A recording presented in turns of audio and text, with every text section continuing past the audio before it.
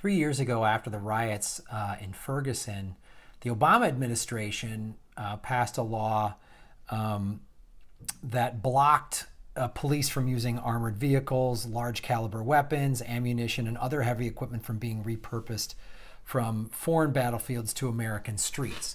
And we've talked about this numerous times on this show, the militarization of cops. So now Trumpy, little dumb Trumpy, he wants to lift the ban on military gear for local police forces. And of course, this is being pushed by Jeff Sessions. So even though there's all this news report about Jeff Sessions and Trump are fighting, about what?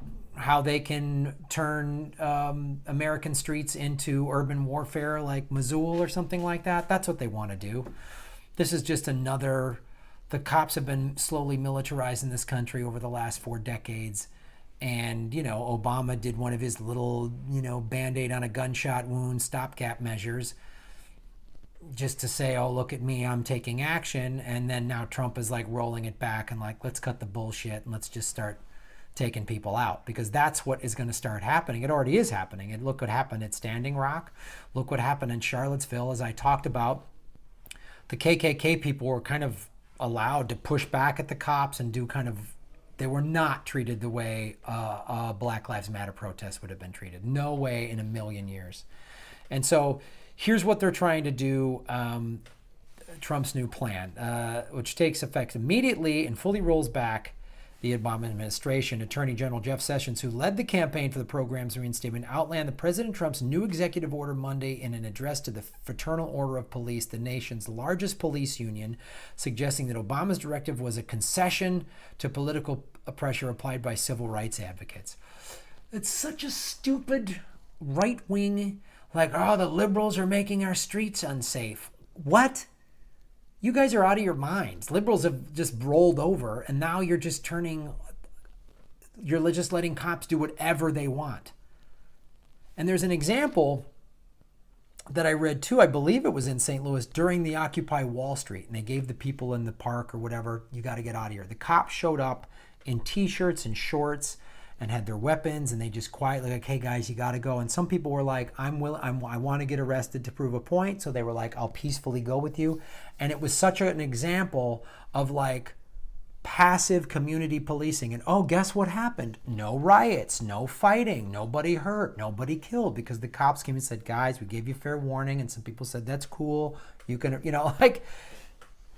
and everyone's like, what happens if they just... Well, then you call in the backup. But when you show up all armed to the teeth, you are escalating the situation by appearing like that.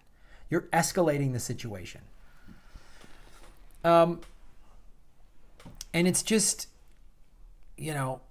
it's just showing that this country's constant state of military, we're in a constant state of war, we're hyper-masculine, we're hyper-militarized at every turn, and now Trump is just like, go get him, let him loose. As I've always said, he's just the most vulgar version of everything that's been going on. Let us not forget that it was Bill Clinton who was like tough on crime, and we're going to throw a bunch of people in prison. It was Bill Clinton that took the Democratic Party more to the center, more to the right. It was Bill Clinton that put hundreds of thousands of black men behind bars. So the Attorney General, here's what he said. We will not put superficial concerns above public safety, he told the group in Nashville, Tennessee. All you need to do is turn on the TV right now and see that for Houstonians, this isn't about appearances, it's about getting the job done and getting everyone to safety. What the fuck does that do? What does Houston being flooded have to do with you need to militarize cops more? What does that have to do with anything, Jeff?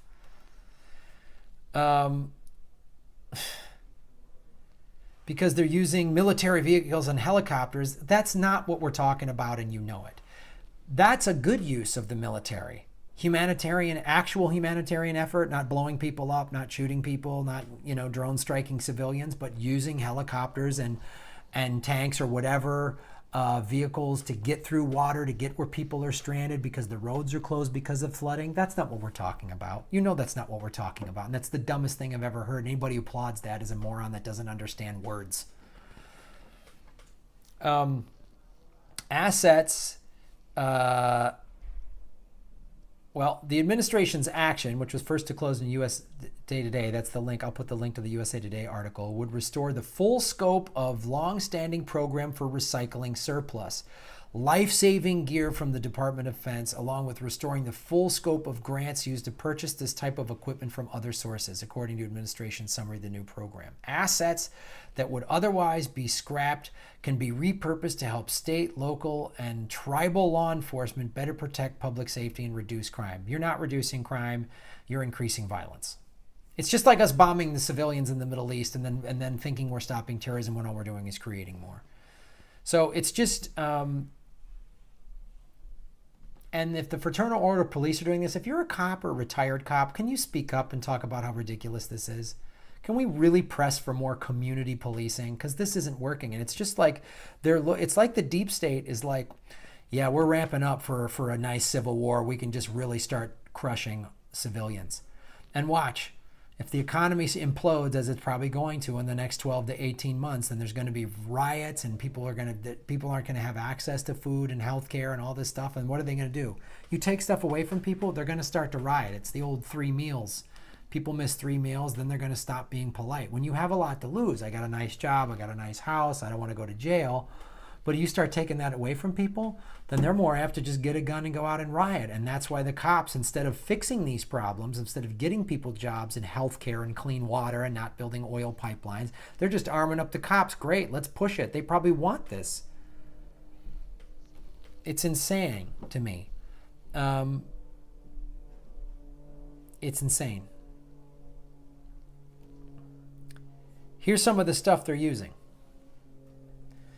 The Task Force on 21st Century Policing, chaired by former Philadelphia Police Commissioner Charles Ramsey and Lori Robinson, a former Assistant Attorney General, called law enforcement officials to minimize the appearance of a military operation when policing mass demonstrations.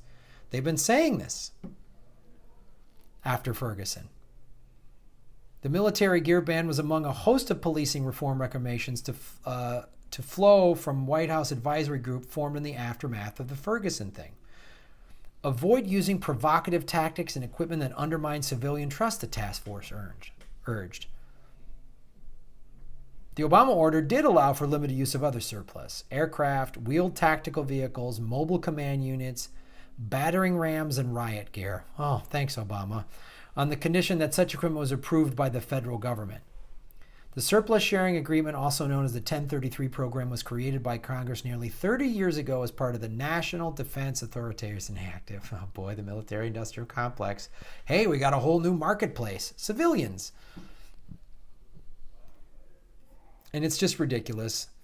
And of course, a lot of this started back in 1997 when guess who was president? Yeah, Bill Clinton. Read the whole article, and it's just preposterous, and it just I don't know how we're supposed to have any faith in anything when this happens. And they just always scream public safety or whatever. Safety, we got to keep the children safe. What? By creating more riots, by coming in with too much force? I don't like it. I'm not a fan. I would suggest contacting local representatives and say you're against this, and get behind people that, like former cops and these task force of police and district attorneys that are like, let's de-escalate.